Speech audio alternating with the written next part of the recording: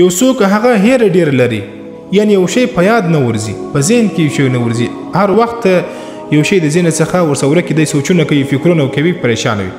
ډیر خلکو ما څخه پوښتنه کړې ده چې مفتي صاحب یو داسې وظیفه راوښیه چې موږ یې وکړو او موږ دا هیره چې د هغه ختمه سي او په ذهن کې مې یو شی هغه په هغه ساعت باندې راسي.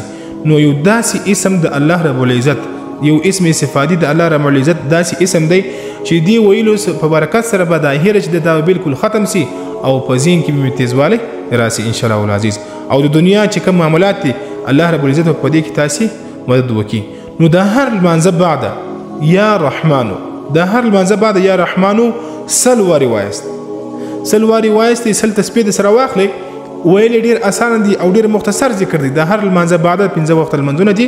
د هر لمانځه بعد یا رحمانو یا رحمانو ویل سلواري کسي چیرې انسان دا وایي دا په ځای کې چې کوم خیالات دي دا ویره ده دا به ټوله ختم سي او ان شاء الله العزیز په لږ وخت کې به دا د دې فائدہ باندې پوسي. او کچیر یو انسان دا غوايي الله رب العزت به و د مریض ته شفا هم ورنصیب کی. یعنی کچیر مریض وي، کچیر یو مریض وي دا مریض سره الله رب العزت د دې اسم ویلو په برکت سره شفا هم ورلره ورکی.